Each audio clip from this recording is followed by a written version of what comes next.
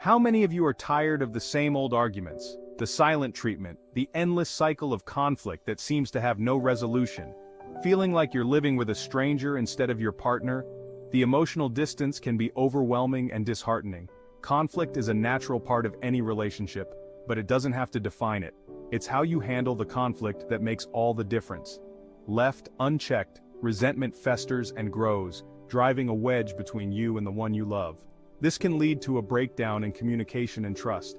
This isn't about placing blame, it's about taking responsibility for your part in the conflict and learning the tools to navigate those choppy waters. It's about mutual understanding and growth. In this video, we're diving deep into 10 powerful strategies to not just survive conflict, but to use it as a springboard to a stronger, more connected relationship. These strategies will help you turn challenges into opportunities for deeper connection.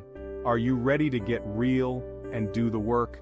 Let's get started. Together, we can transform your relationship and bring back the love and harmony you both deserve.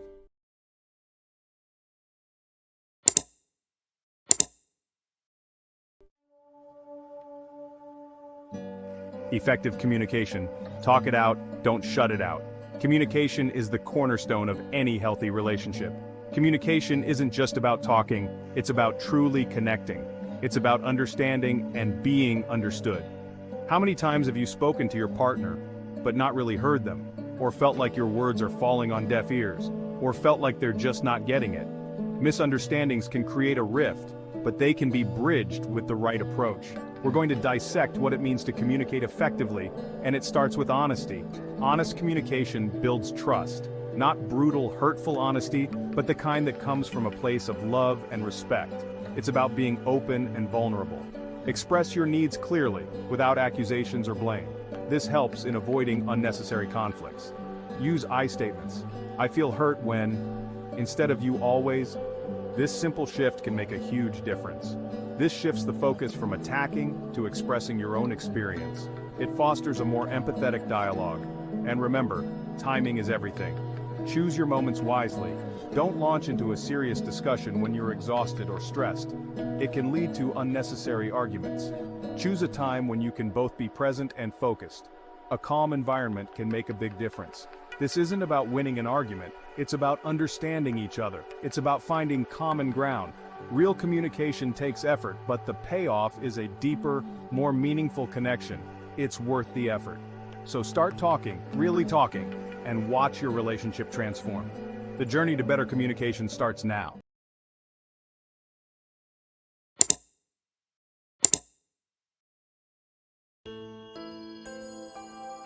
Active listening. Hear what isn't being said. So you're talking, but are you listening? Really listening? It's easy to hear words, but are you truly understanding the message behind them? Active listening is more than just hearing words, it's about understanding the emotions behind them. It's about connecting on a deeper level and truly empathizing with your partner's feelings. Put down your phone, turn off the TV, and give your partner your undivided attention. These distractions can prevent you from fully engaging in the conversation. Make eye contact, nod to show you're engaged, and reflect back what you're hearing. These small gestures show that you are present and invested in the conversation. So what you're saying is, this simple phrase can help clarify their message and ensure you understand their perspective.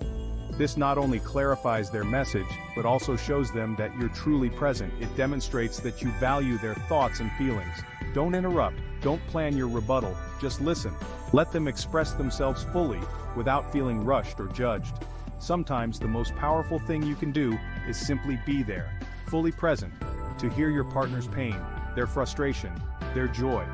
Being a supportive listener can make a world of difference. Active listening builds trust and strengthens the bond between you. It creates a safe space where both partners feel heard and understood. It's a simple act, but it can make all the difference. By truly listening, you show your partner that they matter, and that their feelings are important to you. Empathy. Walk a mile in their shoes. Empathy is the cornerstone of any healthy relationship. It's about stepping outside of your own experience and trying to understand the world from your partner's perspective.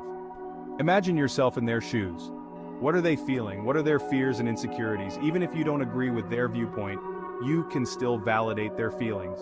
I understand why you would feel that way. Empathy isn't about agreeing, it's about connecting on a deeper emotional level. It's about showing your partner that you see them, you hear them, and you value their experience. When you approach conflict with empathy, you create a safe space for vulnerability and understanding. Chapter 4, Compromise. Meeting in the middle.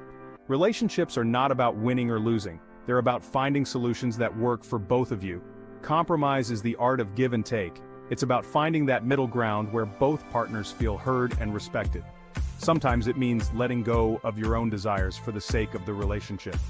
Other times it means finding creative solutions that meet both of your needs. Compromise isn't about sacrificing your values, it's about finding a way to move forward together. It's about recognizing that the relationship itself is more important than any individual desire. Chapter 5. Apologizing sincerely. The power of I'm sorry. A genuine apology can be a powerful healing force, but it has to be sincere. It's not just about saying the words I'm sorry, it's about acknowledging the impact of your actions on your partner. I'm sorry I hurt you. I understand that my words made you feel. A sincere apology takes responsibility, expresses remorse, and offers a commitment to change. It's not about making excuses or justifying your behavior. It's about owning your mistakes and showing your partner that you value their feelings. A true apology can mend broken trust and pave the way for forgiveness. Chapter 6. Setting boundaries, protecting your space.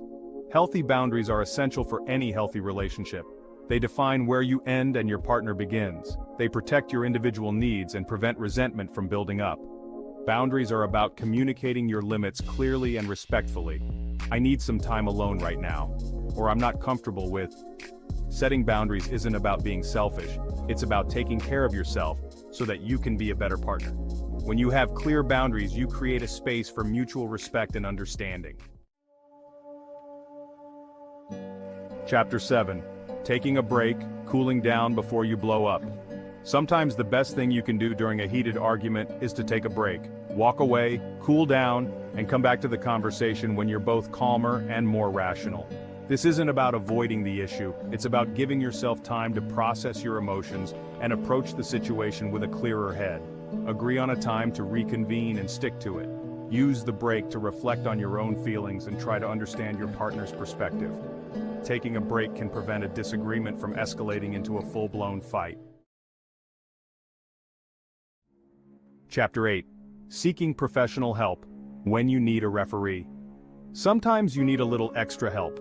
There's no shame in seeking professional guidance from a therapist or counselor. A trained professional can provide a neutral perspective, help you communicate more effectively, and guide you towards healthy conflict resolution strategies. Couples therapy can be a powerful tool for strengthening your relationship and building a more solid foundation. It's a sign of strength, not weakness, to seek help when you need it. Chapter 9.